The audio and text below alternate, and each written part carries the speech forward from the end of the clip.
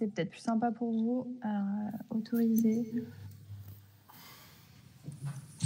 Dites-moi si c'est bon. Oui, c'est bon. Vous me voyez? Ok, bah nickel. Du coup, je sais pas comment vous procédez d'habitude pour faire un peu les TD. Donc, dites-moi un peu comment ça se passe les autres séances, que je puisse vous expliquer au mieux, comme vous le souhaitez. Concrètement, alors je pense que ça dépend des chargés de TD, mais en soi, nous, avec Monsieur Guédon, ce qu'on fait, c'est que on va essentiellement se concentrer sur le travail qu'il y avait à faire, à savoir le cas pratique ou la dissertation ou le commentaire d'arrêt. Et s'il y a des arrêts dans la plaquette, il lui arrive de temps en temps de nous dire concrètement qu'est-ce que vous avez mis sur tel arrêt, sans qu'on commence à faire une fiche d'arrêt en entier, mais plus la portée et le problème de droit. Mais après, c'est essentiellement centré sur le gros travail à faire, le gros exercice, donc à savoir soit cas pratique, soit dissertation, soit commentaire d'arrêt. Ok, d'accord, pas de souci. Du coup, on va commencer avec le commentaire que vous aviez à faire. Ça rentre pour quand, juste? Ça va rendre pour la semaine prochaine. Enfin, ça sera la semaine prochaine. Mais normalement, cette semaine, c'était le cas pratique. Ok, ouais. Non, mais oui, je vous avais bien fait le cas pratique, mais c'est juste pour savoir que si on avait eu le temps un peu de voir ensemble aujourd'hui, puis si vous aviez des questions, au moins comme ça, si vous avez besoin de me demander quelque chose demain ou ce week-end, au moins vous avez le temps.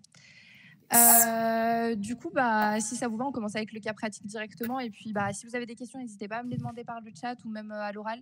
Ce sera plus simple. Et voilà, donc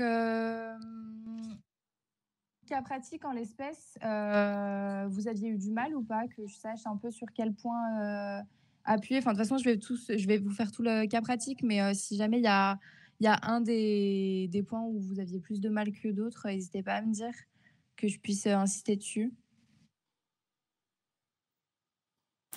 Moi de mon côté, je l'ai pas fait en entier. Enfin, juste je l'ai lu. J'ai un petit peu essayé de repérer les types de responsabilités qu'on pouvait engager, mais j'ai pas noté de difficultés particulières. Peut-être un peu plus pour le premier, mais enfin le premier. Mais après, sinon, dans l'ensemble, j'ai l'impression que ça va, on va dire. Ok, bon écoutez, on va commencer avec le premier. Donc ce qui est important après, je sais pas comment vos chargés TD fonctionnent, mais nous, fallait qu'on fasse un petit rappel des faits. Enfin, je vous dis ça, mais moi, ça fait déjà 2 ans, donc je sais pas s'ils fonctionnent tous comme ça ou pas, les chargés de TD. Donc un petit rappel des faits, mais il faut que ce soit vraiment pertinent. Enfin, il faut que ce soit des faits qui vous permettent de réaliser le cas. Donc en l'espèce, vous parlez pour le premier, donc le dommage qui avait été causé sur le ponton de l'hôtel-restaurant. Les faits, je pense que c'est rapide à établir. Donc voilà. Après, n'oubliez pas votre question de droit, ça c'est hyper important. Donc là, il convient de se demander à qui on peut imputer la responsabilité de l'accident du fait du voilier sur le ponton de l'hôtel-restaurant. Donc là, je pense que la question, elle pose pas trop de difficultés. Ce qui est hyper important à faire quand vous êtes dans le cas d'une responsabilité délictuelle, en fait, c'est en premier cas.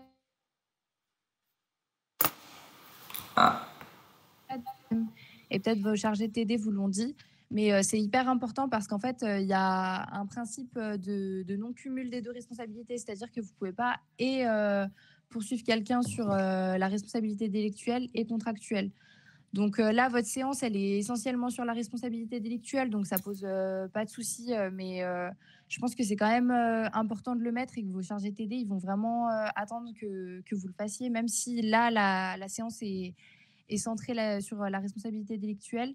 Je pense qu'il faut vraiment faire un petit paragraphe en fait où vous évacuez la responsabilité contractuelle en expliquant que du coup, il n'y a pas de contrat établi. Donc là, par exemple, en l'espèce, on voit bien qu'il n'y a aucun contrat qui est établi entre les deux parties qui sont responsables du dommage et la victime du dommage.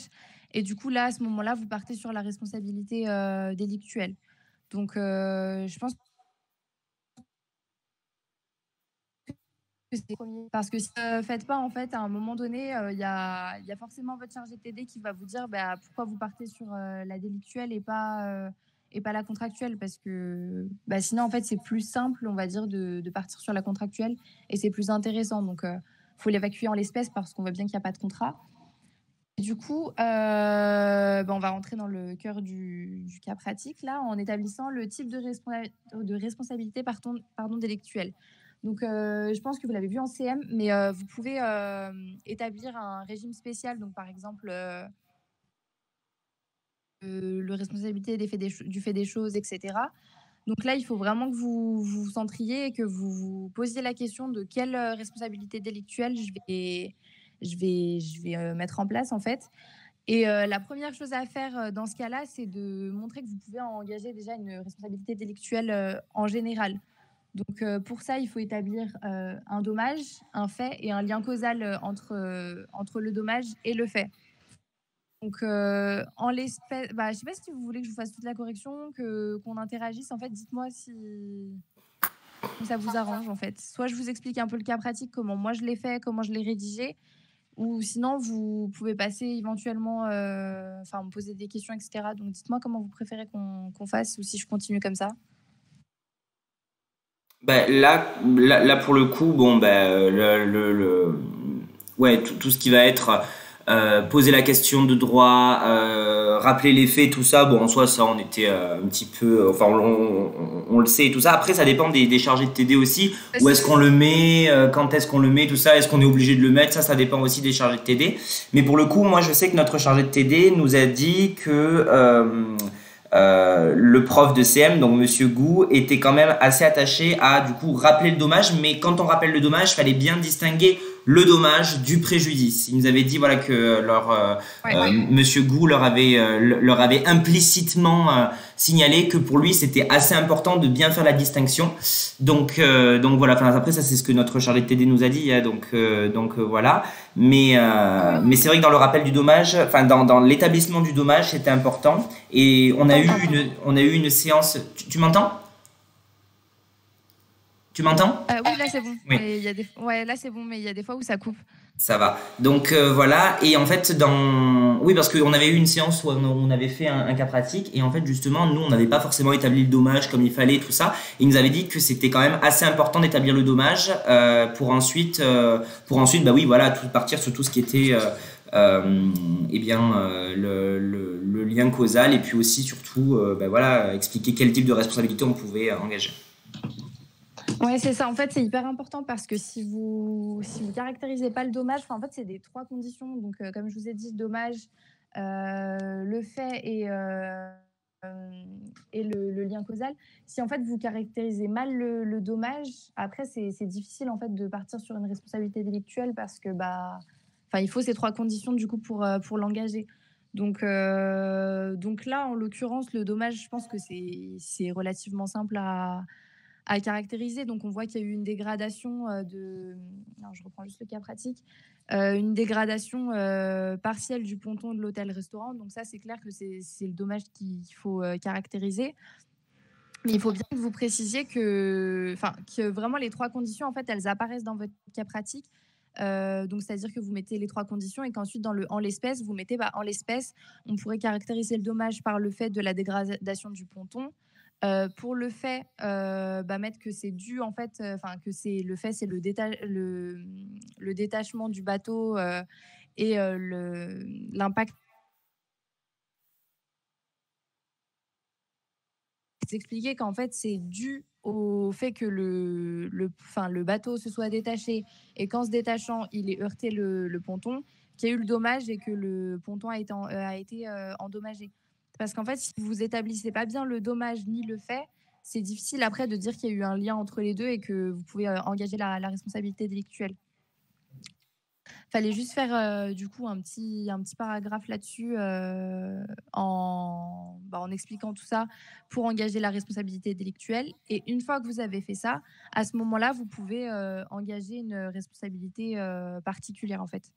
Donc que là, c'est tout bon pour vous ou vous voulez que je répète, que j'aille plus doucement? Non, dans l'ensemble, là, moi, ça me paraît bon. Ok.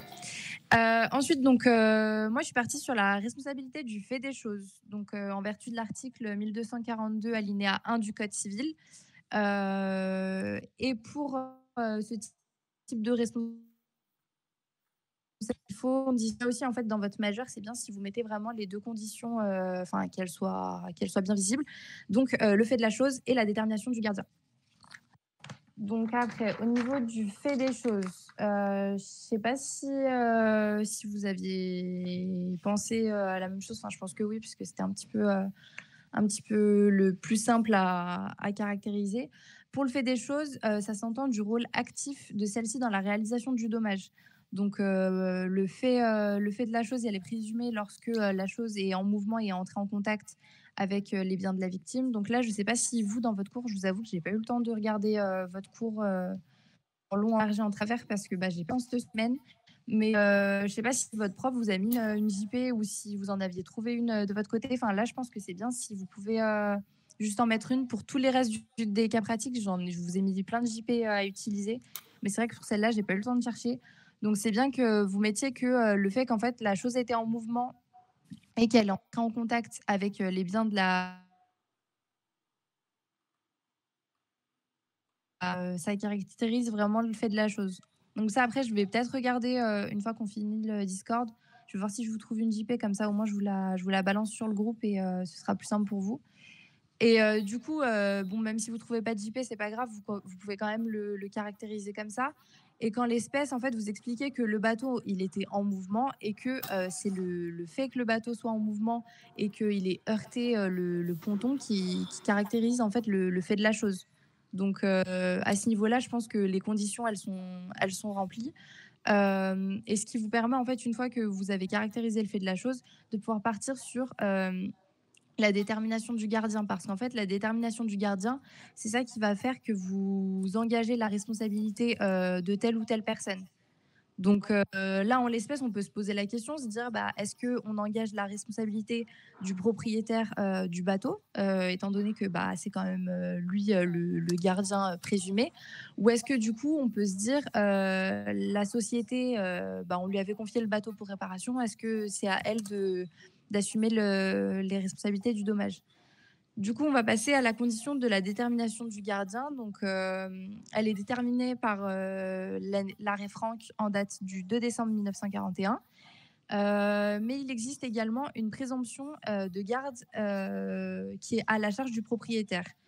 Mais il faut savoir qu'en vertu d'une jurisprudence du 13 février 1930, l'arrêt Gender, cette présomption, elle peut être renversée.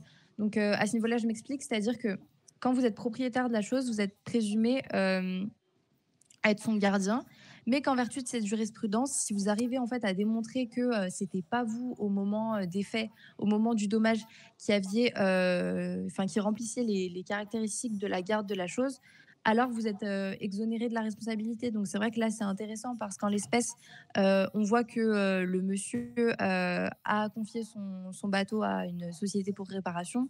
Donc, il faut vraiment qu'on voie si on peut faire en sorte qu'il soit exonéré de la garde de la chose pour qu'en fait, ce soit pas à lui de payer parce que c'est un peu le but du cas pratique de faire en sorte que le client soit un peu dégagé de sa responsabilité. Donc, pour être gardien de la chose, une fois que vous avez mis ces deux arrêts, donc l'arrêt Franck et l'arrêt Gender, où vous définissez la garde de la chose et l'inversion vous renversez la présomption de propriété, vous établissez les trois conditions pour être gardien. Donc les trois conditions, c'est la direction, la maîtrise et le contrôle de la chose. Donc en l'espèce, vous pouvez expliquer le fait que le propriétaire, il est présumé comme étant le gardien, la direction, la maîtrise et son contrôle en temps normal, mais qu'en vertu de la jurisprudence que je vous ai citée tout à l'heure, donc l'arrêt Gender, on peut voir qu'en fait, le propriétaire avait confié son bateau à une société de réparation et que donc cette société, à ce moment-là, elle avait bien la direction, la maîtrise et le contrôle de la chose. Là, on peut dire que la société peut être caractérisée comme étant gardienne de cette chose et que donc, grâce à ces conditions qu'on peut décider de remplir ou non. Après, ça, c'est en fait votre appréciation à vous. Moi, j'ai caractérisé la garde de la chose du fait de la société, mais vous, de votre côté, vous pouvez ne pas être d'accord avec moi. Enfin, c'est pas... Ça dépend comment vous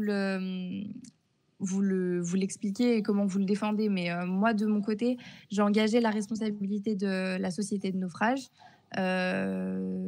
Donc, du coup, vous exonérer peut-être la responsabilité de la société aussi. Ça, c'est un point qu'il faut quand même mettre. Parce que le but, c'est aussi de se dire, bah, c'est bien d'avoir exonéré le gardien, enfin le gardien initial, donc à savoir le propriétaire.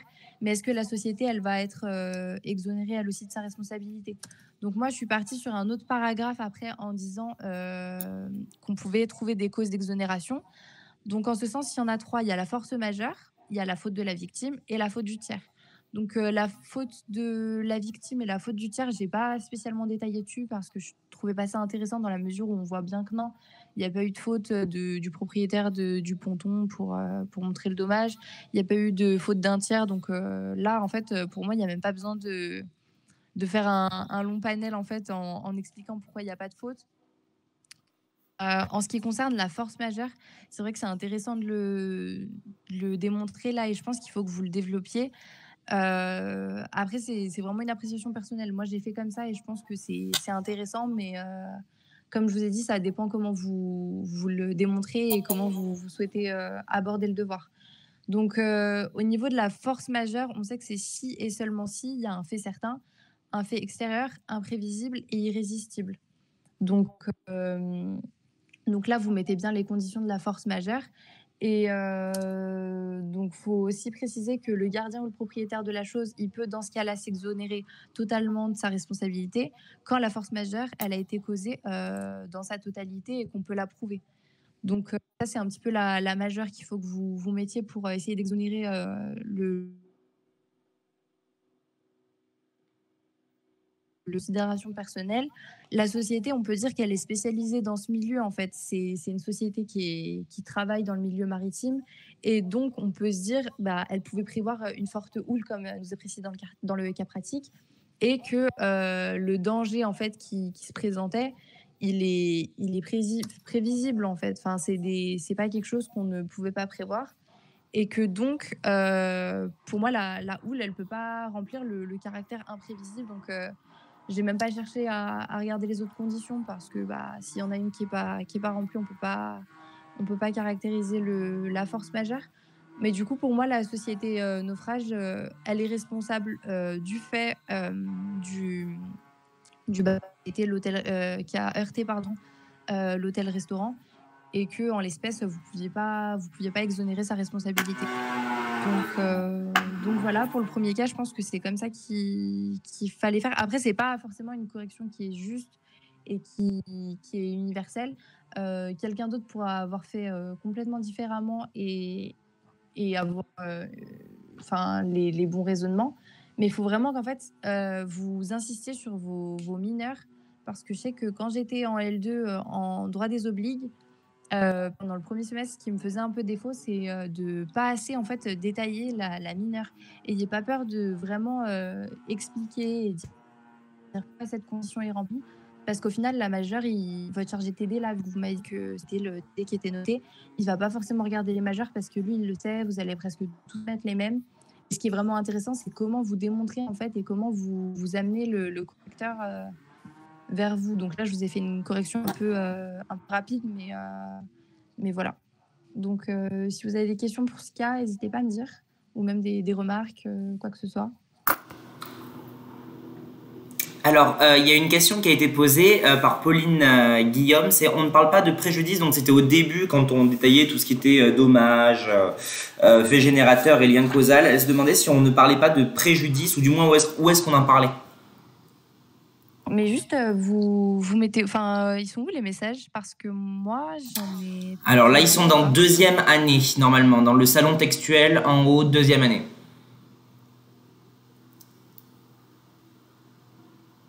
Ok. Ah oui, ok, je peux ouvrir en même temps. Oui. Okay. Parce que depuis tout à l'heure, je vois pas vos messages, je suis désolée.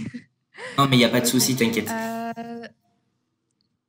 Préjudice, dans quel cadre? Tout au début? Oui, tout au début, en fait, quand on parlait des dommages, enfin, du coup, quand on a fait la petite partie là sur le dommage, le fait générateur, le lien causal, où on pose en fait le cadre, on se demande si on parle du préjudice, ou du moins, où est-ce qu'on doit en parler, si on doit en parler. Euh, Bah écoutez, moi, dans mes souvenirs de L2, on faisait j'ai perdu le mot. Enfin, on évacuait rapidement le préjudice parce qu'en fait, c'est pas vraiment le cœur du cas pratique et c'est pas là où ça va poser souci. Mais oui, vous pouvez faire un petit mini paragraphe en fait en parlant du préjudice. Mais euh, après, enfin, je sais que les anciens TD ne faisaient pas forcément caractériser le préjudice en tant que tel. Mais on faisait une petite, quand même, en fait, une fois qu'on avait évacué la responsabilité contractuelle, enfin, peut-être que là, je ne vous l'ai pas dit, en fait, mais on fait, oui, en effet, un petit paragraphe où on démontre qu'il y a vraiment eu un préjudice et qu'il faut réparer ce préjudice en vertu de l'article 1200, j'ai pas l'article sous les yeux, mais en vertu de l'article de tout fait, enfin, tout dommage qui est causé par une personne doit le réparer. Donc, en parler pour après, ouais, voilà, 1240 parler en fait de l'article 1240 et à ce moment-là en fait enfin c'est vrai que je vous en ai pas du tout parlé, je suis désolée, mais pour moi c'était logique. Mais après en fait une fois que vous avez caractérisé le préjudice et que vous vous dites oui tout fait qui est causé par une personne doit le réparer, et ben là en fait vous dites que vous allez engager la responsabilité. Parler en fait à chaque fois, c'est vrai que je vous ai pas précisé, mais oui, faut vraiment que vous le mettiez au début pour, enfin, c'est votre socle en fait pour engager une responsabilité, parce que sinon il n'y a pas de, enfin, il y a pas d'intérêt à engager une responsabilité si vous en avez pas besoin. Mais oui, vous en parlez. Bah, merci de l'avoir dit. Du coup, c'est vrai que j'ai pas fait, je voulais pas préciser, mais voilà. Top. Et donc du coup, enfin, si on veut parler du préjudice, enfin, si on veut parler, de toute manière, on devra en parler parce que notre prof nous a dit d'en parler, mais quand on veut parler du préjudice, tout ça, ça veut dire qu'on peut le fonder du coup sur l'article 1240. Oui, j'aurais mis l'article 1240 en fait en disant que voilà, 140 pour vous remettre les conditions, enfin, pour remettre les conditions, parce que je ne l'ai pas sous les yeux. Oui, tout fait quelconque de l'homme qui cause à autrui un dommage oblige celui-ci par la faute duquel il est arrivé à le réparer. En fait, vous mettez cet article-là et après, en l'espèce, vous mettez que y a un fait quelconque qui a bien été caractérisé avec un dommage, etc. Et donc, il y a une faute. Et en fait, c'est de là que va en fait découler vos conditions, à savoir le dommage, la faute et le lien de causalité. C'est en vertu de cet article. Donc ça, je ne l'ai pas précisé, mais en fait, oui, il faut mettre votre article et après dérouler comme je vous l'ai expliqué au début en disant que le dommage, c'est la dégradation du ponton, le fait, c'est le détachement du bateau, etc. Le lien de causalité, du fait qu'il est heurté et que ça ait provoqué la dégradation. Et que donc, en vertu de l'article 1240, on va demander réparation de ce dommage et donc engager la responsabilité délictuelle. C'est vrai que je ne voulais pas préciser, mais oui, il faut parler de l'article 1240 et ensuite dérouler comme ça. D'accord, ok, Je ne sais pas si j'ai super. bien répondu à ta question, Si, mais si, non, si, c'est très bien. Et je crois que Alice avait une question. ouais, je viens de voir, j'allais lui donner la parole. Vas-y, dis-moi. Du coup, je parle à voix haute, c'est plus pratique. Est-ce que tu aurais des conseils pour les mineurs? Parce que je sais que moi aussi, c'est ce qui me pose, c'est ce qui m'est un peu critiqué par mon chargé de TD, c'est que j'arrive pas bien à les détecter. Pardon? Vous m'entendez pas? Tu peux me dire tu pars. Oui, vas-y, là c'est bon, mais en fait, je crois que ma connexion elle est pas ouf de mon côté, donc des fois ça bug un peu. Ok, je disais, est-ce que tu aurais des conseils sur les mineurs? Parce que moi aussi, c'est ce qui me pose problème et mon chargé de TD nous appuie bien dessus que c'est ce qu'il faut bien développer. Donc, si tu aurais des petits conseils pour nous, ce serait cool. Ouais, en fait, il faut savoir que les mineurs, il faut vraiment les développer parce que, en fait, il faut que vous partiez du principe que c'est comme si vous étiez devant une juridiction, que vous aviez vraiment un dossier, parce qu'en fait, là, ce que vous faites, ça va être des futurs dossiers, éventuellement en cabinet pour engager la responsabilité de quelqu'un. Et qu'en fait, il faut que vous prouviez à la partie adverse et à la juridiction que c'est vous qui aviez raison. Mais en fait, si vous vous basez juste sur la que ce soit la partie adverse ou le juge qui est en face, il va pas pouvoir vous donner raison sur ce fondement-là. Donc en fait, c'est pour ça que la mineure, c'est hyper important. Et en fait, il faut toujours que vous la développiez et qu'elle soit hyper détaillée. C'est-à-dire qu'en fait, dès que vous avez une condition dans l'article que vous voyez, par exemple, si je pars sur l'article 1240, tout fait quelconque de l'homme qui cause à autrui un dommage oblige celui-ci par la faute duquel il est arrivé à le réparer. Il faut que vous prouviez du coup, enfin vous voyez qu'il y a plusieurs conditions, un dommage, une faute, un lien causal, ça c'est ce qu'on veut en fait pour prouver que l'un ne va pas sans l'autre et qu'il faut réparer en fait ce préjudice. Et du coup c'est, enfin pour te donner un peu un conseil de ce qu'il faut faire dans ta mineure, c'est que vraiment tu arrives à décortiquer tes conditions qu'il y a dans ta majeure et qu'en fait vraiment tu les développes au maximum dans ta mineure, que tu essayes à chaque fois de te dire est-ce que cette condition là elle est remplie et pourquoi, et que tu ailles vraiment je sais pas comment t'expliquer, mais au bout du truc, et que la personne en face de toi elle n'ait pas de doute à te donner raison. Je sais pas si là du coup ça t'aide un petit peu, mais en fait il faut vraiment que ouais, tu sois hyper détaillé, quitte à te dire bah j'en fais un peu trop et que c'est un peu, bah à la limite normalement ta majeure c'est limite si elle fait pas 2 lignes en te disant bah voilà les fondements c'est ça ça ça, et après ta mineure faut limite qu'elle fasse le double voire le triple si vraiment ça c'est utile, mais c'est vraiment là où normalement tu dois passer du temps, et même en partiel à la limite passer pas beaucoup de temps sur la majeure, où là bah en fait à la limite les profs ils vont pas vous mettre de points sur les articles et sur les JP quoi, parce qu'ils les ont. C'est vraiment sur la mineure où là,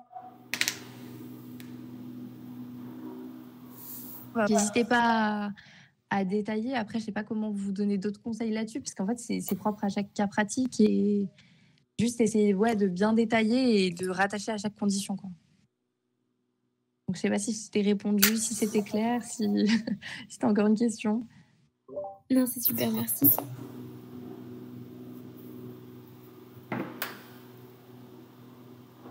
Ok, nickel. Si quelqu'un d'autre a une question, n'hésitez pas.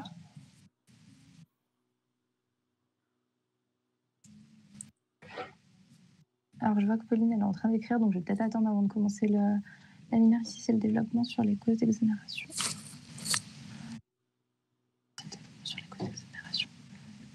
C'est-à-dire, j'ai pas compris. Vas-y, tu peux rentrer. Quand tu dis la mineure ici, c'est le développement sur les causes d'exonération, c'est-à-dire tu parles de tout le cas pratique ou... Ah, tu parles, quelle est la définition de la mineure? Non, en fait, la mineure, c'est quand tu fais ton... Non, ouais, non, voilà, comme elle a dit Alice. Vas-y. Excuse-moi, juste quand je mets en forme mon cas pratique, j'arrive pas à me dire ce paragraphe-là c'est la majeure, ce paragraphe-là c'est la mineure. Vraiment, dans la méthode, Je suis désolée. comprends pas comment mettre en forme le cas pratique. Comment mettre en forme ton cas pratique? Donc en fait, ce qui est hyper, en fait, ça dépend de chacun. Il n'y a pas de méthode type pour le cas pratique, ou là après c'est vraiment vous comme vous préférez. Moi, ce que je trouve le plus simple et le plus clair à lire pour un correcteur, c'est vraiment vous expliquer de morceler en fait vos parties. Donc c'est pour ça qu'au début je vous ai dit qu'il fallait par exemple lire la responsabilité intellectuelle. C'est là où tu vas avoir tes articles, tes décisions de justice, donc ta jurisprudence qui vont appuyer tes faits, et ça va être ta base légale. Et en fait, juste après, donc tu mets ta majeure en premier, donc tu dis en vertu par exemple de l'article 1240, le fait qui est établi par quelqu'un qui cause un dommage à autrui doit être réparé. Donc ça, c'est vraiment ta majeure. Et ensuite, en fait, ta mineure, c'est juste que c'est tes faits, en fait. C'est vraiment ton cas d'espèce. Et c'est ce que tu vas essayer de rattacher à ta majeure en disant, en l'espèce, il s'est passé par exemple ça. Donc il y a eu ça qu'on peut qualifier de faute, il y a ça qu'on peut qualifier de dommage, et il y a ça qu'on peut qualifier de lien causal. Et en fait, c'est vraiment là, dans ta mineure, il ne faut pas qu'il y ait d'articles, il ne faut pas qu'il y ait de jurisprudence. Il faut vraiment que tu te rattaches à tes faits et que tu expliques en fait pourquoi ça se rattache à ta majeure. Donc c'est pour ça que dans un cas pratique, c'est hyper important de faire d'abord majeur et de bien distinguer. Donc tu fais un petit paragraphe majeur, mais si vous voulez, je pourrais vous envoyer mes notes pour vous montrer comment j'ai fait moi à l'écrit.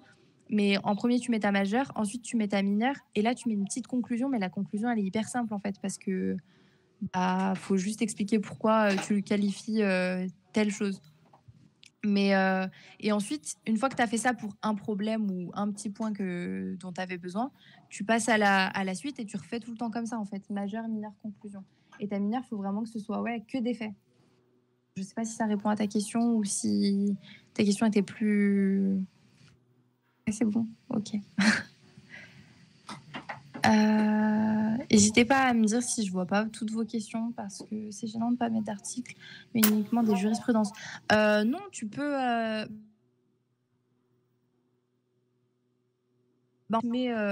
qui te met un fondement, c'est bien de le mettre, mais en fait, c'est encore mieux si vous trouvez une jurisprudence.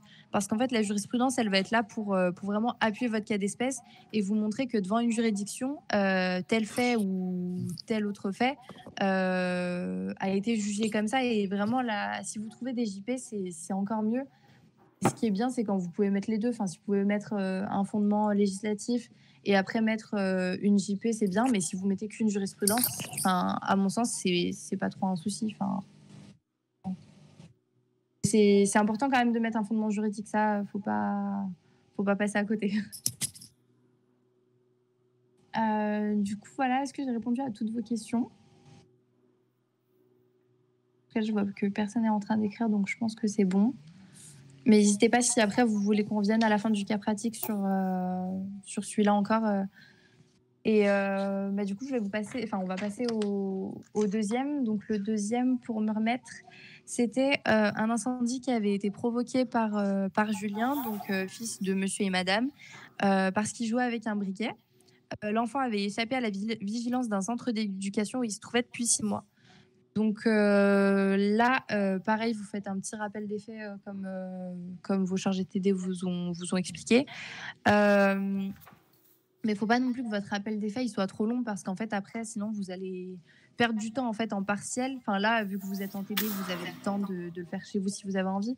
Mais juste un petit conseil, quand vous êtes en partiel, il faut vraiment que vous soyez un peu synthétique sur le rappel des faits et pas que ce soit en fait une répétition de ce que vous allez mettre dans votre mineur. Parce qu'en fait, sinon, vous allez tout mettre dans le rappel des faits et vous allez vous répéter dans la mineure. Donc, c'est pas forcément nécessaire.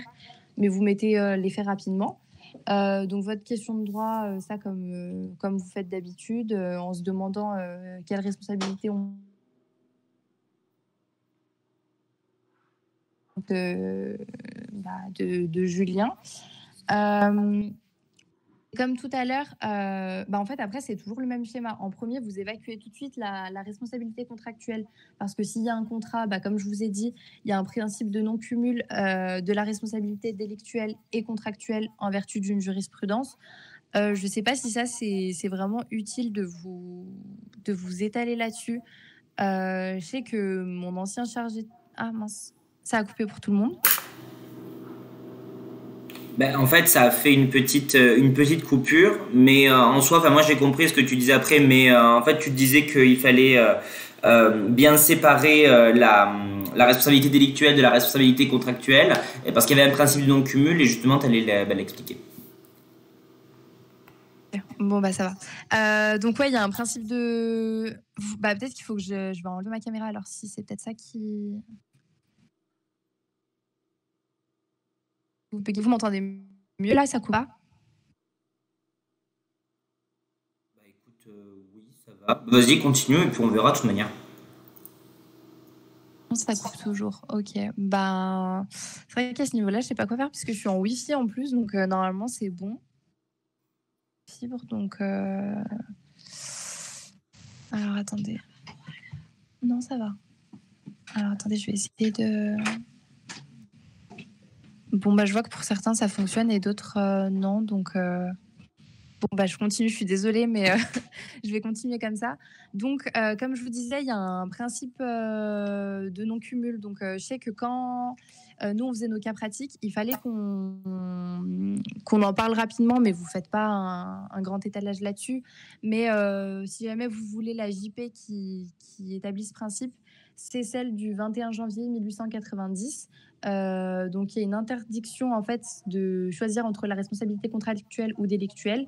C'est-à-dire que quand vous avez un contrat, il est prévu que directement on engage cette responsabilité-là. En fait, pour vous expliquer un petit peu, mais je pense que de toute façon votre prof de CM vous l'a expliqué et vous l'expliquera mieux que moi, c'est qu'en fait on ne veut pas laisser aux contractants le choix de se dire bon bah je vais plutôt engager cette responsabilité-là parce que ça m'arrange. Donc s'il y a un contrat, en fait, et c'est pour ça qu'en l'effet, en l'espèce, pardon, votre cas de toute façon est sur la responsabilité délictuelle, donc vous en parlez rapidement, vous dites que bah il n'y a pas de contrat qui s'est passé entre le propriétaire de la chose, à savoir l'établissement qui a été incendié, et Julien qui lui a causé le dommage. Donc ça vous permet après d'entrer directement sur le terrain de la responsabilité délictuelle. Donc, typiquement, là, vu que tout à l'heure, je ne sais plus si c'est Pauline qui m'avait demandé pour la mineure. 1890 ou 1000. Alors, pour moi, j'ai mis 1890, 21 janvier 1890. Mais je vais vérifier parce que c'est peut-être une faute de frappe de ma part. Je ne sais pas si du coup c'est parce que vous ne la trouvez pas. Non, pas du tout. C'est juste que je voulais savoir parce que j'ai cru entendre 1890, mais du coup, j'étais pas sûr. Donc c'est juste que c'était un peu vieux. Oui, c'est ça, c'est exactement ça. Mais finalement, ça m'étonne pas parce que si c'est un principe qui est là depuis longtemps, ça m'étonne pas que ce soit 1890. Bah, ok, merci. Il me semble que c'est 1890, mais si vous voulez, je peux vérifier une fois qu'on finit le Discord et après je vous envoie ça sur le groupe Facebook de toute façon. Donc, mais il me semble que c'est 21 janvier 1890.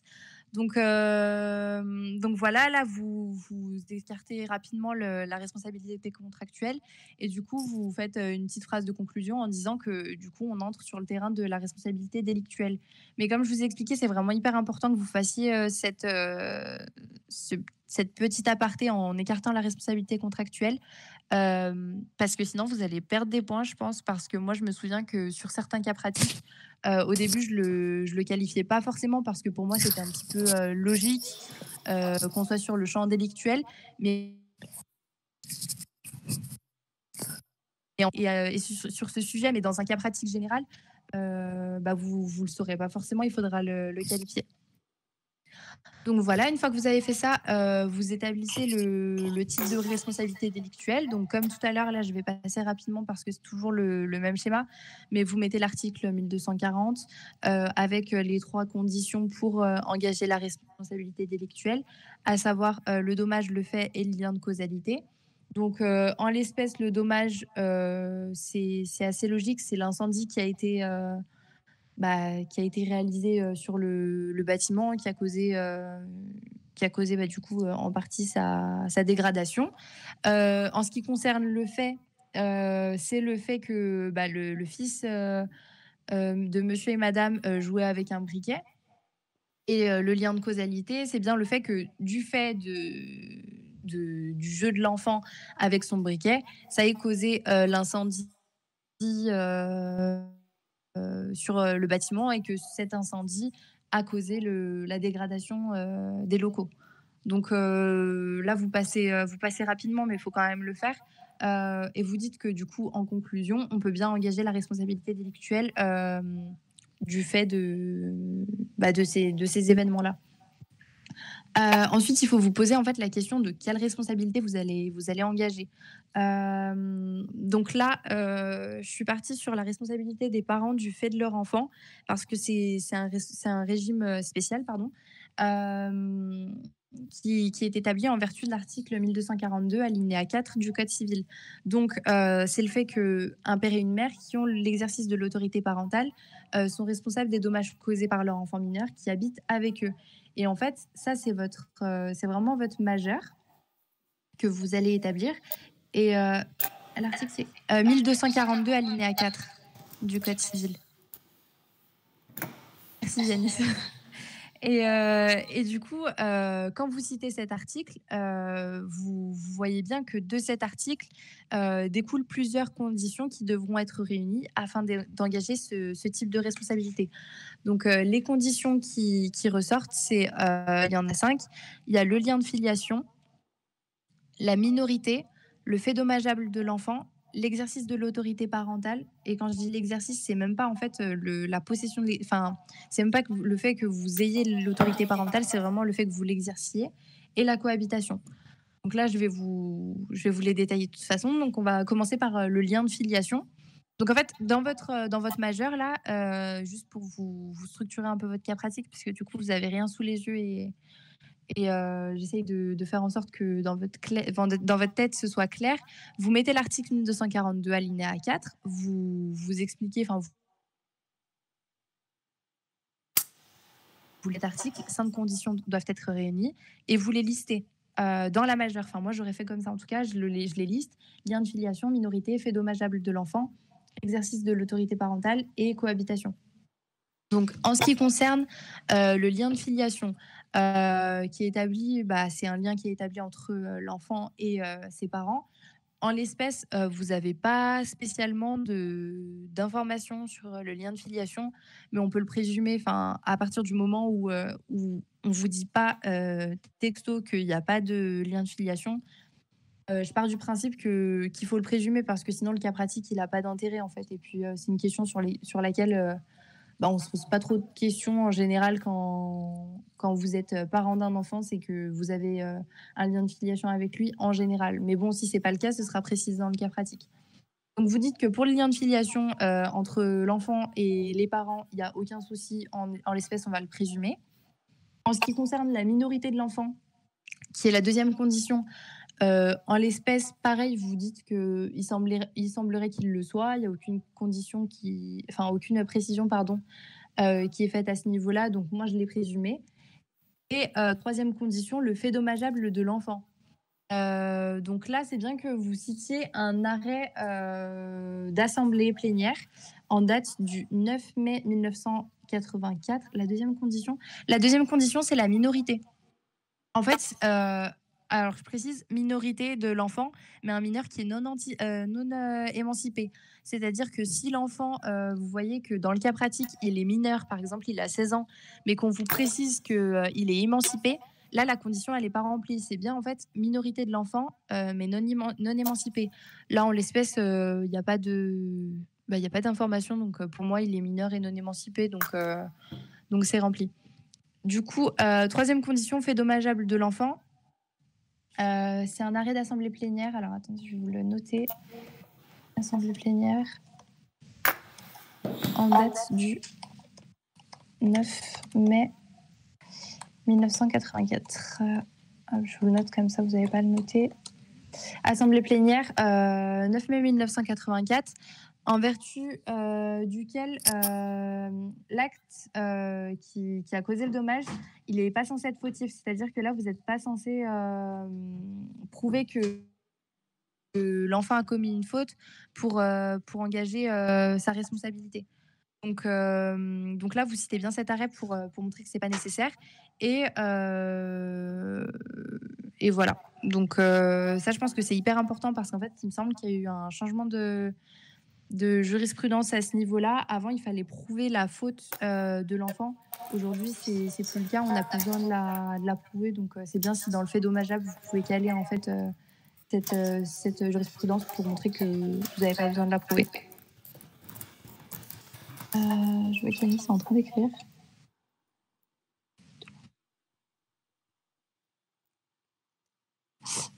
Ouais, donc ça, c'est bien la JP que tu m'envoies, mais simplement, elle est antérieure à la mienne. Donc, comme j'ai dit, ouais, avant, il fallait prouver une faute de l'enfant. Aujourd'hui, en fait, vous pouvez engager la responsabilité des parents, mais pas sur le terrain de la faute. En fait, s'il y a une faute, tant mieux, en fait, mais Ouais, j'ai bien compris que c'était pour montrer le revirement. Merci d'avoir trouvé l'arrêt. Et du coup, oui, avant, il fallait vraiment prouver la faute. Et je pense que les juridictions, en fait, elles se sont dit que c'était un petit peu compliqué dans certains cas de prouver la faute. Et ça entraînait en fait un petit peu un vide juridique parce que la personne en face qui était victime du dommage, elle se retrouvait avec un dommage qui avait été causé sur un de ses biens ou sur elle-même ou peu importe. Et étant donné qu'on ne pouvait pas prouver que l'enfant avait réellement commis une faute, on ne pouvait pas engager la responsabilité des parents. Donc je pense que ça a posé un petit souci à ce niveau-là. Donc les juridictions ont décidé de se dire, bon, bah, il faut juste qu'il y ait un fait dommageable. C'était plus simple après. Sauf si Lucas, il n'a pas cours et qu'il va être emmené. Non, je devrais avoir terminé le truc avant. Ensuite, du coup, vous démontrez qu'en l'espèce, il n'y a pas de difficulté en raison du fait dommageable de l'enfant et que vous pouvez facilement... Sarah, je vais juste demander à Stella. Stella, est-ce que tu peux éteindre ton micro, s'il te plaît? Ah oui, pardon, désolée. Il n'y a pas de souci. Voilà. Merci. Du coup, pour le fait dommageable, vous citez cette JP et puis vous montrez que là, en l'espèce, il n'y a pas vraiment de difficulté. Donc, dans votre mineur, vous pouvez un petit peu le développer, mais je pense que le fait dommageable, c'est pas vraiment le point qu'il faut développer le plus. Vous démontrez juste que le fait dommageable, c'est le fait qu'il ait joué avec son briquet, etc. Ensuite, il y a les 2 autres conditions donc, pour remplir les 5 conditions. C'est l'exercice de l'autorité parentale et la cohabitation. Je pense que c'est les 2 conditions en fait, où potentiellement on peut remettre en cause l'engagement de la responsabilité et où on peut avoir un petit peu un questionnement sur ces 2 conditions. Donc l'exercice de l'autorité parentale, comme je vous ai expliqué, c'est pas le fait en fait d'avoir l'autorité parentale, c'est vraiment de l'exercer. Et comme vous le savez sûrement, l'autorité parentale, c'est un effet automatique du lien de filiation. Donc en fait, si vous avez prouvé le lien de filiation, logiquement, vous avez l'exercice de l'autorité parentale, sauf si dans le cas pratique, on vous explique que par décision de justice, l'autorité parentale a été retirée à un des parents. Mais en l'espèce, ce n'est pas le cas. Il faut savoir que l'exercice de l'autorité parentale, elle est solidaire si les 2 parents ont l'autorité parentale.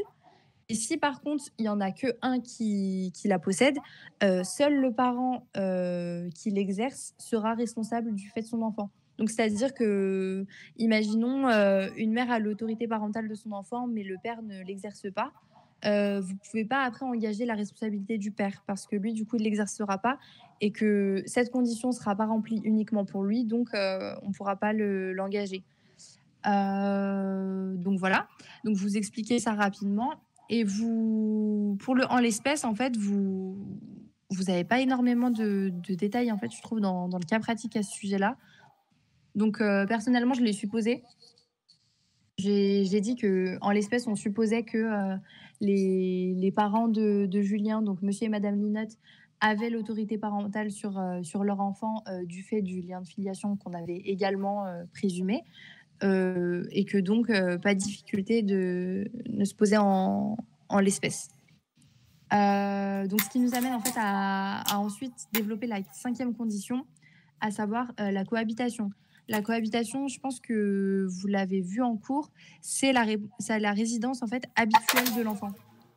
C'est-à-dire que si demain, je ne sais pas, l'enfant va chez ses grands-parents en vacances pendant 1 mois et que voilà, il commet un dommage à l'occasion de son séjour chez ses grands-parents, on ne peut pas ensuite dire que non, il n'y avait pas de cohabitation des parents. Parce qu'en fait, la résidence habituelle de l'enfant, elle reste quand même chez ses parents, même s'il était en vacances chez ses grands-parents. Donc là, vous pouvez mettre la jurisprudence de la Cour de cassation en date du 9 mars 2000. Alors, je vais juste vous l'écrire.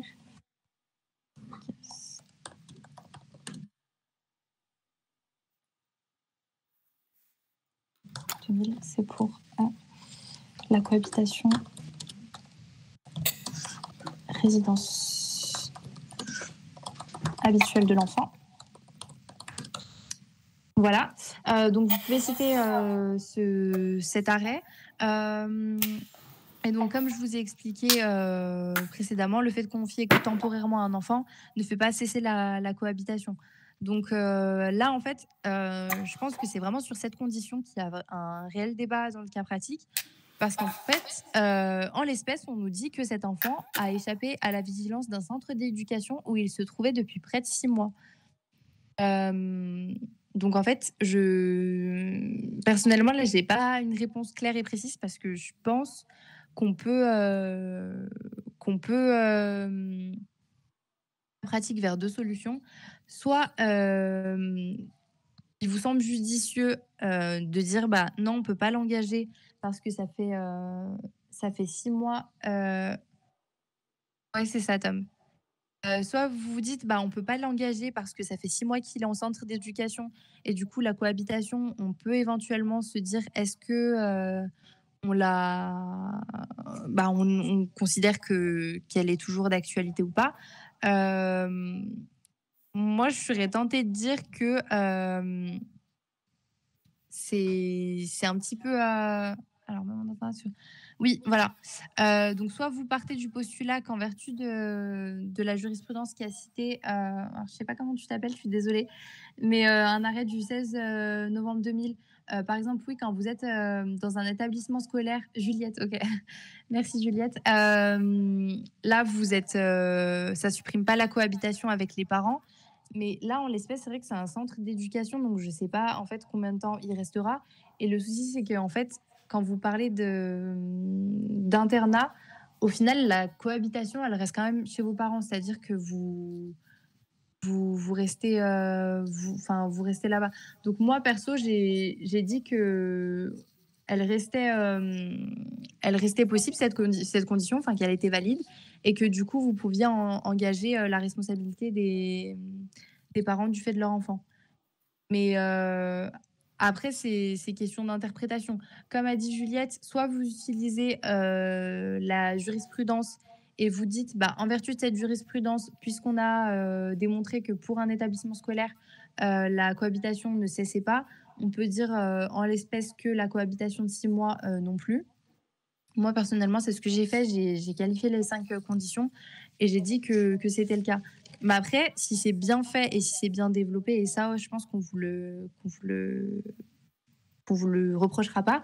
Si pour vous, vous dites, bah, ok, je mets un peu de côté cette JP parce que pour moi, peut-être qu'on peut considérer que 6 mois dans un centre d'éducation, c'est pas le cas.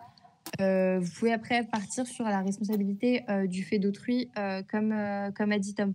En fait, c'est pas parce qu'il y a eu une jurisprudence en ce sens que vous êtes obligé d'aller dans le sens de la jurisprudence. Et ça, en fait, on le démontre tout le temps. C'est-à-dire que des fois, dans votre future vie professionnelle, je sais pas si vous voulez tous continuer, enfin peut-être pas, mais être là-dedans ou pas. Mais dans tous les cas, vous pouvez en fait contrer une décision de justice, aller devant les juridictions et dire que bah, vous, non, vous n'êtes pas d'accord avec cette décision et on peut vous donner, on peut vous donner raison quand même. C'est pour ça que, en l'occurrence, il y a énormément de revirements de jurisprudence. Donc, si pour vous, vous pensez que la cohabitation, elle n'est pas établie, vous pouvez partir sur responsabilité du fait d'autrui. Après, c'est vraiment une question d'interprétation de chacun. Donc à ce niveau-là, moi, j'ai considéré que c'était du fait de l'enfant. Mais après, sinon, vous pouvez dire que vous n'êtes pas sûr. Par exemple, vous dites, bah, pour moi, les 6 mois, on peut se demander si c'est vraiment considéré comme une cohabitation ou non. Et vous partez sur la responsabilité du fait d'autrui. Mais après, ça, comme je vous ai dit, c'est une interprétation un peu propre à chacun. Donc voilà, je ne veux pas vous emmener sur un terrain ou un autre. Il n'y a pas de réponse fausse à mon sens, tant que vous la justifiez bien. Et je pense que vos chargés de TD, ils vous diront pareil. Après, les chargés de TD ont toujours une opinion assez tranchée sur un cas pratique. Mais c'est vrai que si en partiel, vous justifiez vos raisonnements, on ne peut pas vous mettre 0 et vous dire que ce que vous dites, c'est pas cohérent.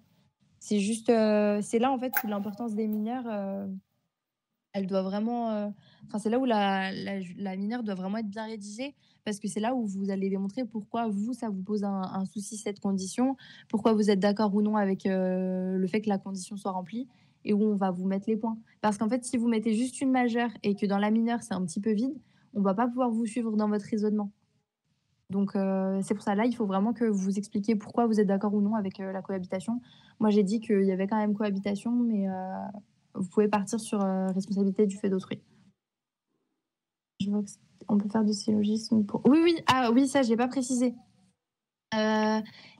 Si vous pensez qu'il y a 2 solutions, donc moi, je vous ai quand même rédigé les 2, en fait, parce que même moi, je n'étais pas sûre. J'ai fait, en fait, un premier paragraphe où j'ai établi la responsabilité des parents du fait de leur enfant, parce que pour moi, c'était un petit peu le plus logique, enfin le plus simple.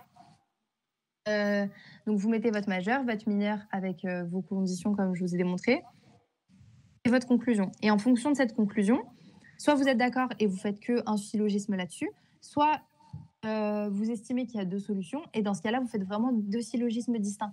C'est hyper important d'en faire 2 pour moi. Après, tout le monde n'est pas forcément d'accord avec ça, mais en fait, il faut que la personne qui lise votre copie, elle trouve ça clair et simple de lecture. Parce que si en fait vous faites tout en un seul syllogisme et que vous mélangez vos majeurs pour le responsabilité du fait des parents et responsabilité du fait d'autrui, que dans la mineure vous mélangez les deux, que dans la solution vous mélangez les deux, je pense que le correcteur il va s'arracher les cheveux. Donc vaut mieux que vous fassiez vraiment un syllogisme sur la responsabilité des parents. Vous faites majeur, mineur, conclusion. Et une fois que c'est fait, soit vous dites éventuellement on peut engager cette seconde solution. Et là, en fait, vous refaites un paragraphe sur la responsabilité du fait d'autrui. Mais oui, il faut vraiment faire 2 syllogismes. Après, c'est pas une obligation, mais pour moi, c'est plus pertinent parce que sinon, c'est trop compliqué à lire. Et quand vos chargés TD, ils auront plein de copies à corriger, je pense que ça va les saouler. Donc, vaut mieux en faire 2, au moins c'est clair, et puis suivez un peu votre raisonnement plus simplement. Du coup, là, je vais juste passer très rapidement sur la responsabilité du fait d'autrui en l'espèce. Ouais, c'est bon, c'est cette fiche. Je vais passer rapidement là-dessus parce qu'en fait, le cas pratique 3, il est également sur la responsabilité du fait d'autrui. Enfin, moi, je l'ai fait là-dessus. Donc, je vais quand même vous faire une mini-correction pour vous dire ce que moi j'aurais mis. Mais en fait, dans le cas pratique suivant, je vais vous mettre exactement les mêmes arrêts, les mêmes JP, les mêmes conditions. Donc, pour le 3e, on détaillera bien. Comme ça, vous aurez vraiment une correction claire pour le 3e aussi. Mais je vais quand même vous dire rapidement ce que j'ai fait. Donc, en fait, pareil là pour la responsabilité du fait d'autrui, si vous estimez que les parents ne sont pas responsables, vous mettez l'article 1242 alinéa 1 du Code civil avec l'arrêt d'assemblée. Lui, il est à citer impérativement, mais de toute façon... Ah, il y a des travaux où je suis désolée. Non, mais par contre, on n'a pas entendu l'arrêt parce que ça a coupé au moment où tu as dit l'arrêt. Ah mince, je suis désolée. C'est pas grave. Alors, attendez. Alors, je vais vous l'écrire. Assemblée plénière. Publique. N'hésitez pas à me dire si vous m'entendez pas ou si même parce qu'il y a des travaux juste au-dessus de moi, donc si vous m'entendez mal aussi ou si ça coupe, n'hésitez pas à me le dire. Donc oui, vous mettez votre article 1242 alinéa 1 du Code civil et ensuite vous mettez cet arrêt dans votre majeur. Ça, c'est à citer impérativement. Il est important parce que c'est lui qui pose les fondements en fait de la responsabilité du fait d'autrui et il met en place 3 conditions. Le pouvoir juridique sur le gardé, le pouvoir permanent sur le gardé, la condition de transfert de la garde. Vous avez 2 cas, soit si c'est volontaire, il faut l'exigence d'une autorité relative sur le gardé, soit si c'est en vertu d'une décision judiciaire, c'est l'exigence d'une autorité absolue sur le gardé. Donc là, je vais vous faire un petit en l'espèce assez rapide. Pour le pouvoir juridique permanent, je pense qu'à chaque fois, ça pose pas énormément de soucis. Ce qui est vraiment important, c'est la condition de transfert de la garde de la chose. Enfin, de la chose. En l'espèce, c'est l'enfant, mais... mais donc là, en fait, dans votre cas pratique, vous voyez qu'il y a pas de décision judiciaire. On vous dit pas pourquoi l'enfant il a été placé dans un centre d'éducation. On vous dit juste que il a échappé à la vigilance d'un centre où il se trouve depuis 6 mois. Mais en aucun cas où on vous dit que c'est par décision du juge des enfants qu'il a été placé là ou autre. Donc en fait directement pour ce qui concerne la condition du transfert de la garde, là il faut vraiment dire qu'en l'espèce c'est plutôt un transfert volontaire qui a été effectué et que donc la condition est remplie. Et là, après, si vous voulez, je vous enverrai mes notes, ce sera peut-être plus simple parce que vu qu'il ne reste pas beaucoup de temps,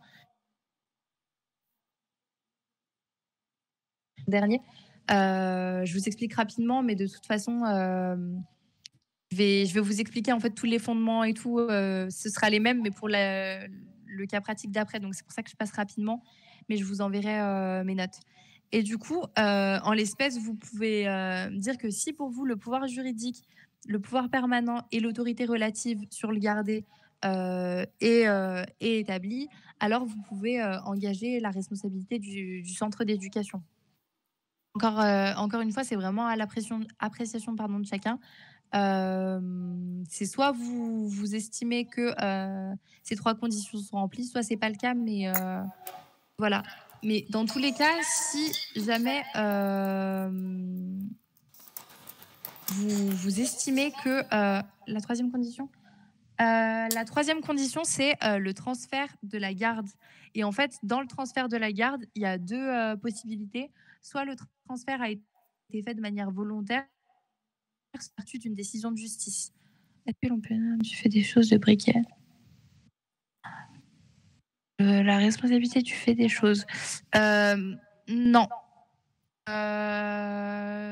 Pour moi, non, vous pouvez pas utiliser la responsabilité du fait des choses, donc en l'occurrence le briquet pour engager la responsabilité de l'enfant, parce qu'en fait, responsabilité du fait des choses, ça va être un petit peu compliqué à établir. Enfin, je vois pas en quoi on peut dire que c'est le fait du briquet qui a causé l'incendie. Je sais pas si vous me suivez, mais pour moi, c'est pas hyper pertinent d'en parler. Après, si vous dites, bah, j'ai envie de faire comme ça, pourquoi pas. Mais le fait des choses, pour moi, ça se rattache plus au fait que ce soit par exemple, là, avec le cas numéro 1, avec le bateau. Mais là, en fait, le briquet, c'est plus l'enfant qui a causé le dommage. C'est pas le bateau en soi. Le bateau, pardon. Le briquet en soi. C'est-à-dire que pour le bateau, vous pouvez dire bah, c'est le bateau qui a causé le fait, mais là, vous pouvez pas dire que c'est le briquet qui a causé le dommage. Il s'est pas allumé tout seul. C'est en ce sens-là que pour moi, le fait des choses, j'en ai pas du tout parlé, j'ai même pas fait de paragraphe dessus parce que je pense pas que ce soit pertinent. Mais du coup, voilà, pour la responsabilité du fait d'autrui en ce qui concerne l'établissement d'éducation. Donc ouais, je vous enverrai quand même mes notes, comme ça vous aurez le temps de voir ça à tête reposée et voir les 3 conditions et comment je les ai mises parce que je pense que c'est quand même important si vous voulez partir sur cette responsabilité-là de le mettre. Et j'ai juste fait un dernier petit paragraphe, donc un 3e syllogisme sur la responsabilité de l'enfant. Parce que si au final vous pensez que vous voulez engager la responsabilité de l'enfant, bon, même s'il est mineur, vous pouvez quand même, mais ça vous le faites rapidement parce que je pense que c'est pas non plus le plus intéressant. Donc vous citez l'article 1242 du Code civil. Donc, je vais vous le noter. Parce que du coup, vu que des fois ça coupe, 1242 du Code civil, qui sera du coup votre texte légal qui vous servira de base à sa responsabilité. Et ensuite, il y a un arrêt, je vais vous dire, de la 2e chambre civile de la Cour de cassation en date du 11 septembre 2014. Je vais vous mettre le numéro de pourvoi aussi, numéro 13, pour que vous puissiez le retrouver. À ce niveau-là, je passe rapidement parce que c'est vrai que c'est pas forcément le plus important. Donc voilà, vous mettez ça en majeur. Je vous laisserai aller voir l'AJB parce que là, je vois qu'il reste 15 minutes, donc il faudrait que je vous corrige le dernier quand même. Mais vous pouvez dire qu'en l'espèce, vous faites votre mineur en fait et vous expliquez pourquoi vous pensez qu'on peut engager la responsabilité de l'enfant. Après ça, vous n'êtes pas obligé, c'est vraiment un plus. Si pour vous, on peut le faire ou pas. Pareil, c'est question à interprétation et c'est comme vous le sentez. Si vous voulez engager sa responsabilité, vous pouvez, mais encore une fois, c'est suivant en fait ce que vous avez engagé avant. Si pour vous, vous voulez juste engager la responsabilité, je sais pas, des parents ou du centre, faites. Mais comme ça, vous avez un peu toutes les clés en main pour faire ce cas pratique. Est-ce que vous avez des questions sur celui-là, du coup? Je vous enverrai bien mes fiches, hein, donc je ne sais pas si tout le monde est dans le groupe Facebook, mais je les enverrai à Yanis. Et comme ça, vous aurez une correction de ça. Yes, t'inquiète, je transmettrai tous les documents. Après, tu peux toujours le déposer directement sur Moodle, comme vient de dire Alice, pour que les gens se servent un petit peu quand ils veulent, mais de toute manière, je les transmettrai par la suite. Ok, ouais, parce qu'en fait, il faut que je les prenne en photo et tout, parce que je les ai fait à l'écrit. Donc, une fois qu'on finit, je vous les posterai directement si vous voulez ici. Mais ouais, je le fais tout à l'heure, je prends en photo mes fiches et je vous les envoie. Donc, vous n'avez pas de questions?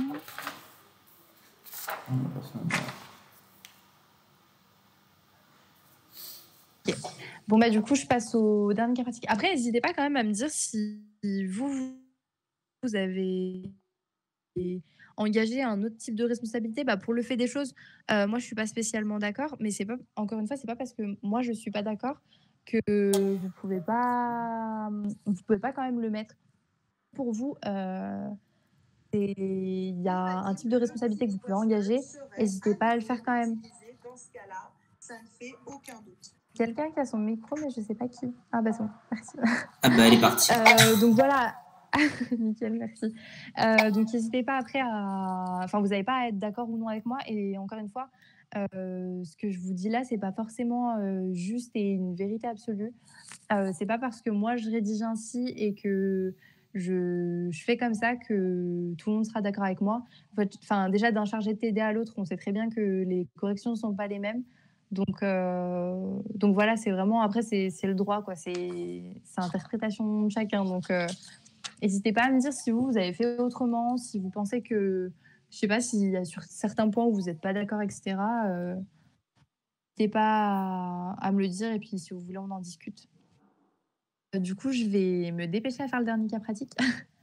Donc, pour le dernier cas pratique, c'était le fait du frère de monsieur aubergiste qui a été placé par le juge des tutelles dans un établissement spécialisé et qui a agressé un visiteur à l'aide d'un couteau de cuisine, etc. Et que donc, cette victime a été blessée à la mâchoire, qu'elle gardera une cicatrice à vie sur son visage après les coups de couteau qu'elle a reçus.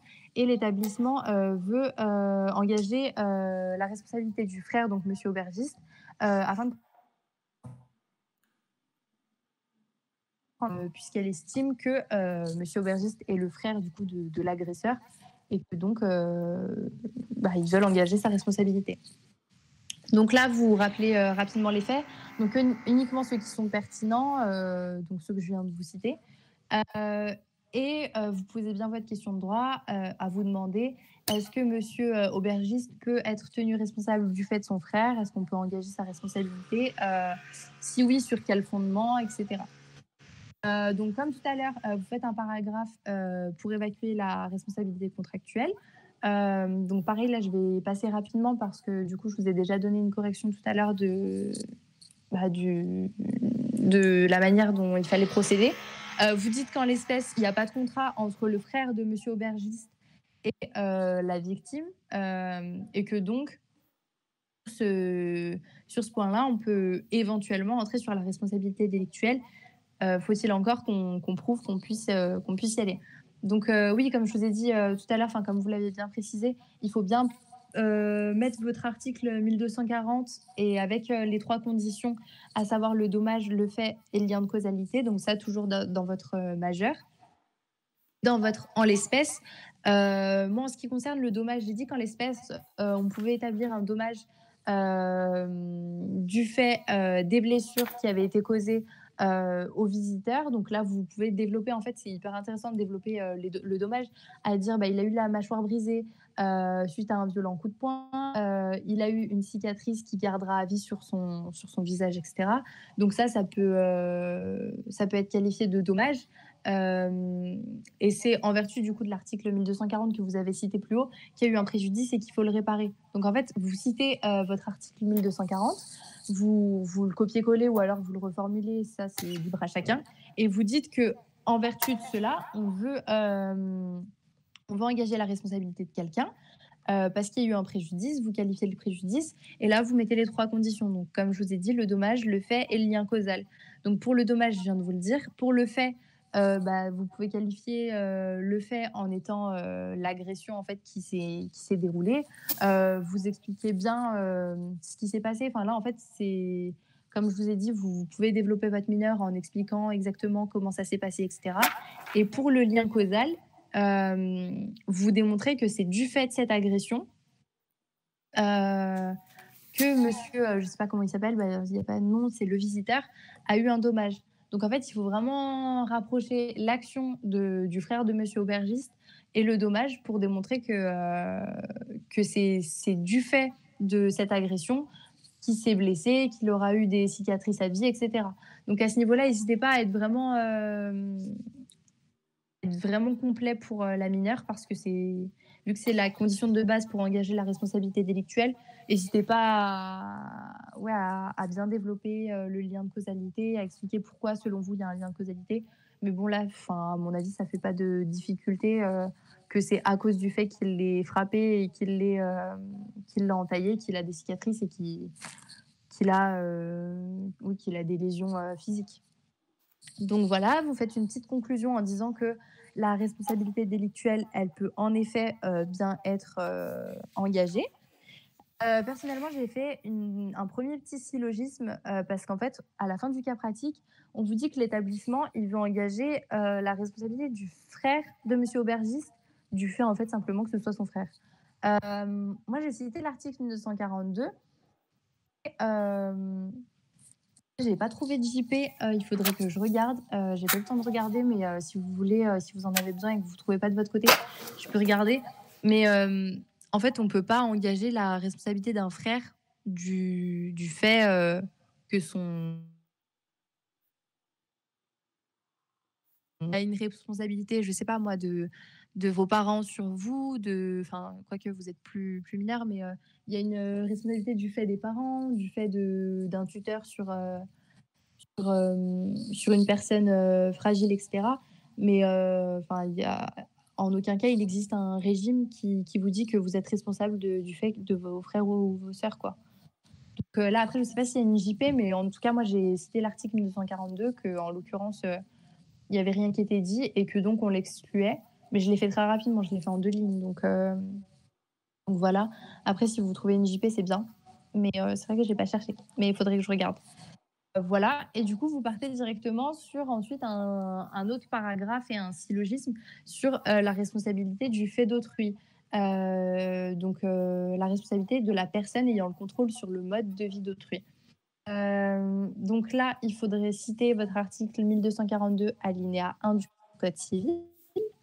Donc, comme pour le cas tout à l'heure de l'enfant qui a fait l'incendie, quand je vous ai dit tout à l'heure, les conditions, ça va être les mêmes, mais là, je vais plus vous les développer. Donc, vous citez dans votre majeur l'article 1242, alinéa 1 du Code civil. Vous citez également la réplique que je vous ai mis juste au-dessus, un peu plus au-dessus, du 29 mars 1991, qui établit du coup la responsabilité du fait d'autrui sur une personne dont on a le contrôle et le mode de vie. Personnellement, j'ai ajouté 2 jurisprudences qui me semblaient, qui collaient un peu au cas pratique. Donc, en l'occurrence, c'est une décision de la Chambre civile de la Cour de cassation, date du 26 mars 1997. Je vais vous la noter. 26 mars 1997.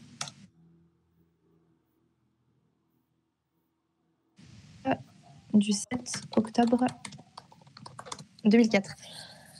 Donc, en vertu de la jurisprudence de la Chambre civile du 26 mars 1997, on peut engager la responsabilité du gardien dès lors qu'il n'y a pas eu de décision judiciaire inverse.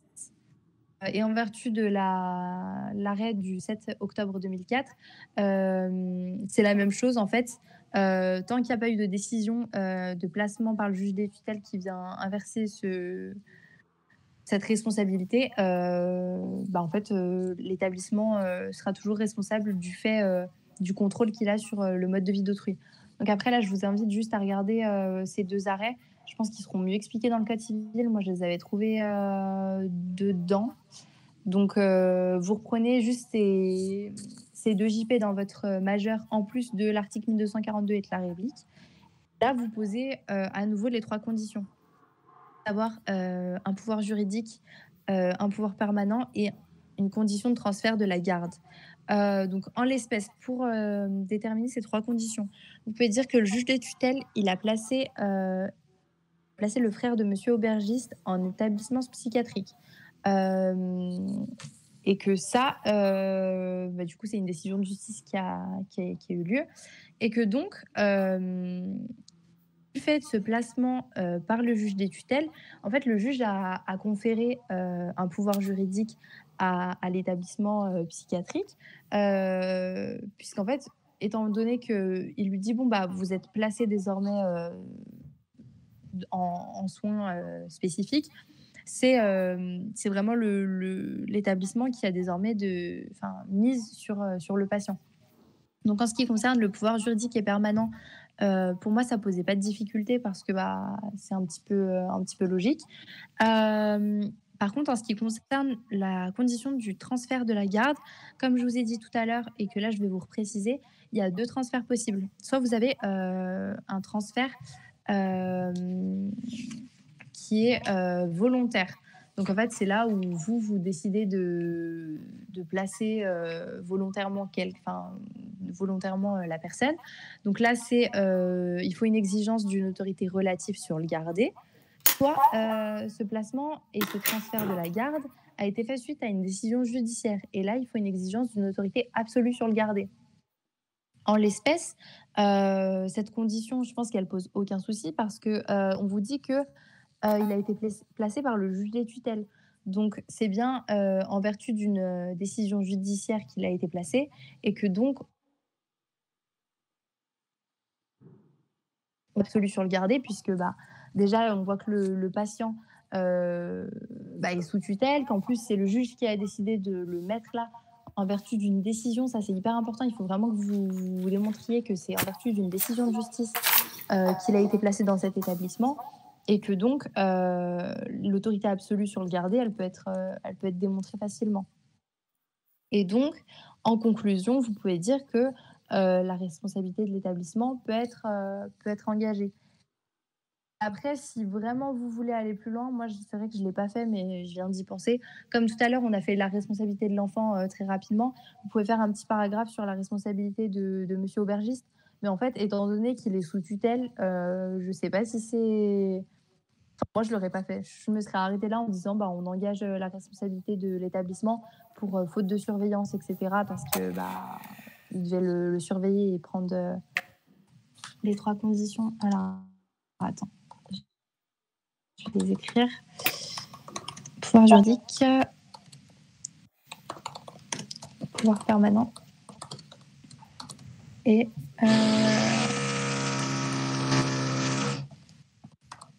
transfert de la garde. Et à ce titre, il y en a 2. Alors,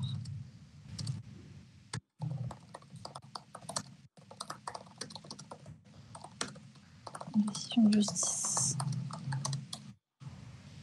Alors, si vous avez une décision de justice, c'est exigence d'une autorité absolue sur le gardé. Et si volontaire, je suis désolée pour le bruit, je ne sais pas si vous entendez beaucoup, mais et si c'est volontaire, autorité relative. Voilà, mais de toute façon, ouais, je vais déconfiner, je vais vous envoyer le... Parce que là, j'ai pas mon téléphone vers moi. Je peux pas vous prendre les photos tout de suite, mais je vous prendrai en photo mes fiches et puis comme ça, vous regarderez, pardon, le détail des conditions et tout.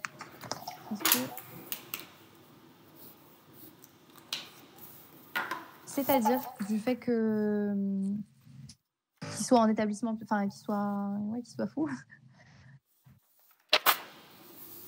Après, ça peut être en fait, comme je vous ai dit, vous pouvez faire un petit paragraphe après en exonérant la responsabilité de son frère, enfin du frère de Monsieur Aubergiste, en disant que ouais, voilà. Et ben, c'est en ce sens que je vous disais faire un petit paragraphe après, en disant que lui, bah, en fait, vous pouvez essayer d'engager sa responsabilité en disant bah voilà, on peut, c'est lui qui a commis les faits, etc. Et en fait, dire bah en fait, non, on va exonérer sa responsabilité du fait que déjà il soit sous tutelle, donc il n'est pas en possession de sa capacité. Après ça vous renvoie peut-être à un autre cours que vous avez fait avant. Enfin, c'est en droit des contrats, mais je crois que c'est plutôt dans l'année où là vous donnez les conditions d'engagement. Ça, ouais, vous pouvez le faire. C'est vrai que je ne l'ai pas fait sur ma fiche, mais j'y ai pensé pendant que je vous l'ai fait. Et oui, vous pouvez après faire un petit paragraphe en disant est-ce qu'on peut se poser la question de la responsabilité du frère de Monsieur Aubergiste et dire que bah non, en fait, il n'est pas capable. Donc pour moi, on peut pas engager sa responsabilité. D'autant plus qu'il a été placé par le juge des tutelles. Enfin, il est déjà sous tutelle. Il a été placé dans un centre spécialisé. Donc c'est un petit peu difficile après d'aller le chercher et de lui dire bon bah t'es responsable de ce que t'as fait. Enfin, non, pour moi les conditions sont pas remplies, mais c'est intéressant de le mettre quand même. En fait, même si c'est pas rempli, vous pouvez le mettre en disant non, on peut pas, il sera exonéré de sa responsabilité. Voilà. Donc si vous avez des questions, n'hésitez pas. Je vous écoute. J'ai fini à l'heure en plus, top. Écoute, de mon côté, moi j'ai pas de questions, c'était extrêmement clair pour le coup. Donc non, et puis même par rapport à ce que j'ai fait, alors bah, oui, moi j'avais vraiment juste lu le cas pratique, imaginé 2-3 trucs, mais en soi, oui, ben là on est allé encore plus loin en plus de ça avec les arrêts, enfin l'arrêt Blic, Alors, notamment les 3 conditions, tout ça. Tu disais? Ouais, c'est bon, en fait, ça avait coupé, mais je t'ai entendu du coup. Ah, parfait. Vas-y, Donc, continue. non, voilà, on est allé plus loin que ce qu'on avait vu en cours avec la réplique, les différentes conditions, là, notamment pouvoir juridique sur le gardé, pouvoir permanent sur le gardé, le transfert de la garde. Mais bon, donc, du coup, non, pour moi, c'est très clair. Bah, nickel. Si quelqu'un d'autre.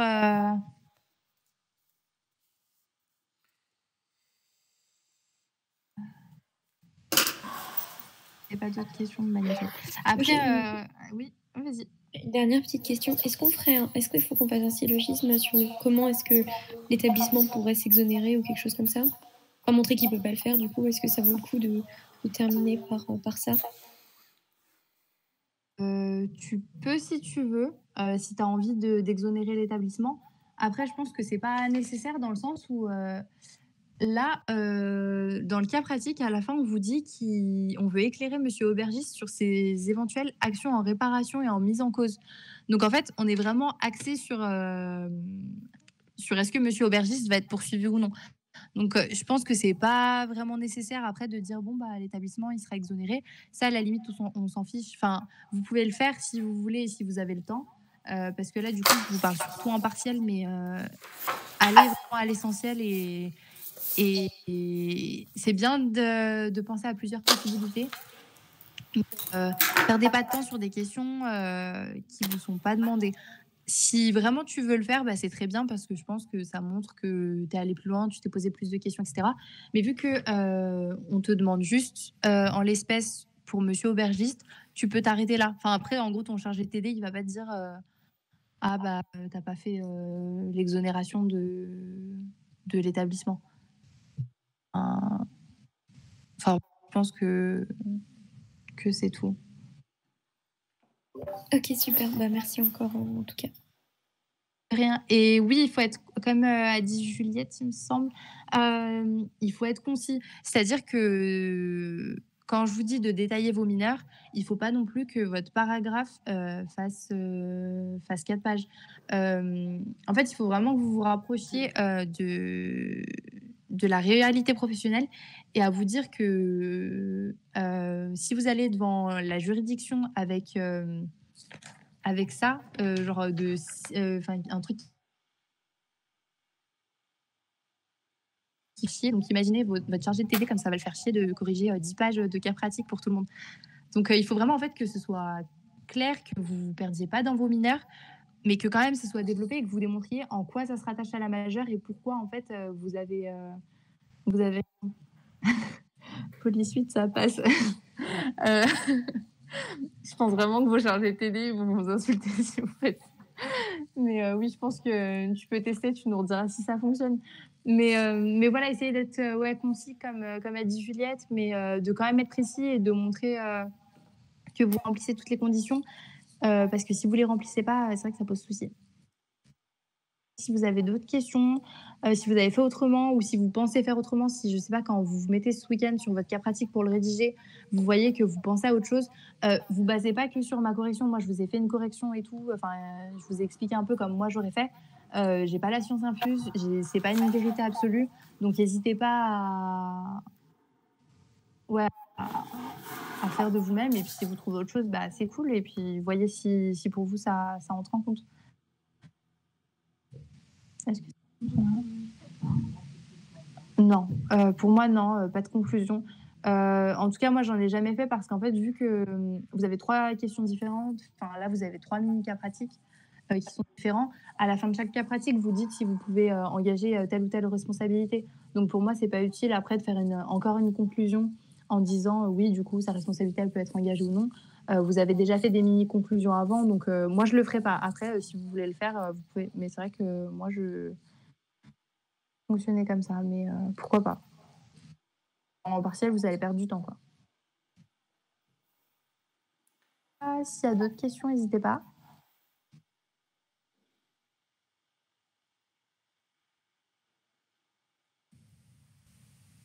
Non, j'ai l'impression qu'on a fait le tour. Bon, bah nickel. Écoutez, n'hésitez pas si vous avez besoin de me faire des retours sur ce que j'ai fait, s'il y a des choses que vous voulez que je fasse en plus différemment. N'hésitez pas, parce que c'est vrai que c'est la première fois que j'explique à des gens comment faut travailler. Donc, c'est pas facile. Mais j'espère que j'ai été claire et que je vous ai expliqué au mieux et que bah, du coup, ça se passera bien pour vos cas pratiques. Mais comme je vous ai dit, vous ne basez pas que sur ma correction. Essayez vraiment si vous trouvez d'autres jurisprudences, c'est hyper intéressant parce que moi, c'est vrai que je l'ai fait assez rapidement. Je vous ai vraiment dégrossi le travail, mais si vous trouvez des jurisprudences qui collent à ce cas, si même vous n'êtes pas d'accord, vous n'êtes pas d'accord, mais vous arrivez à l'expliquer, vous censurez pas, vous dites pas non, elle n'a pas fait comme ça, je suis pas en train de faire une thèse, je suis pas prof, donc n'hésitez pas à faire comme vous pensez en fait. Ok, bon je crois que c'est tout. Je vous souhaite une bonne journée, bon courage pour votre journée. Et si vous avez besoin, n'hésitez pas à m'écrire, soit sur Facebook, soit en fait sur Facebook, parce que ce sera le plus simple. Voilà, bonne journée.